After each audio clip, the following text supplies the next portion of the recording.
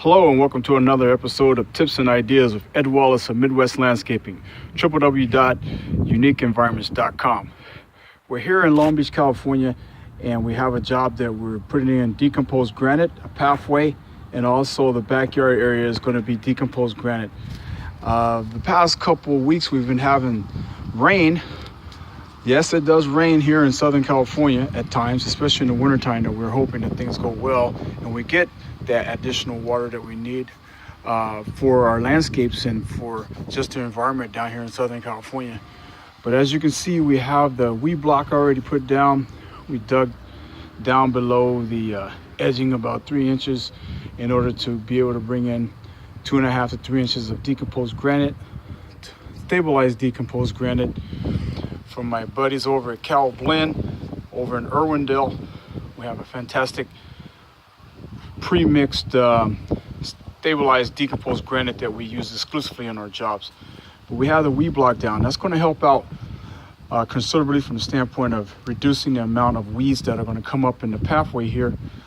The client chose to only do this part of it and just to put in a DG back in the back because of budget constraints, which sometimes come up, but we're dealing with it the best we can. And from the standpoint of seeing what happens when you do not have weed block down, this is what we have.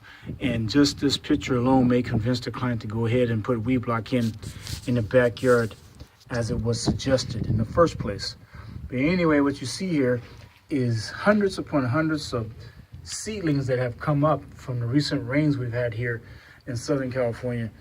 And this area back here is being prepped and is pretty much good to go with the final grade of the area here to put decomposed granite back in the back. We're going to put up a mold strip edging buffer zone here about 2 to 3 inches, actually 4 inches high off of the base. Dig down some more off of the base of that fence to help keep the fence from rotting out. So we're going to dig this out and put down that buffer zone of some bender board, some thick bender board about 4 inches off the ground there. So as we bring that up, we can be able to provide a little bit of protection in a buffer zone from that fence. But as you can see what I was mentioning about the weeds, there are different types of weeds that come up. I know all this area has been rototilled and prepped and such, and you see it's different types of weeds. Broadleaf weeds, these are your broadleaf weeds. And we have some single-bladed grasses, some other wide blade leaves. It's all different kinds of, it's kind of almost like a carrot sprout ceiling. It's kind of the characteristics of a carrot, but I know it's not. You never know though back here. So it's all different kind of broadleaf and also grassy weeds that have come up just with this little bit of water and rain we've had in the last couple of weeks. Over here is more concentrated, as you can see as you go back here to the front of the pathway.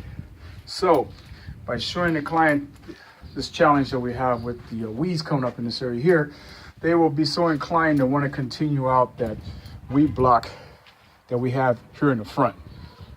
And even with mulch, as you can see over here with mulch, we still have weeds that come through, the weed seeds that come in, and they basically find a way to find a home. That's Mother Nature for you. It'll find a home no matter what. So we have a lot of different weeds, even though we have at least in some areas probably like 2 inches or so of mulch. So putting more mulch on it will probably help, but some of this here is just overrun with weeds. So it's going to have to be some type of topical post-emergent application to kill those weeds. Or from a naturalistic standpoint, vinegar.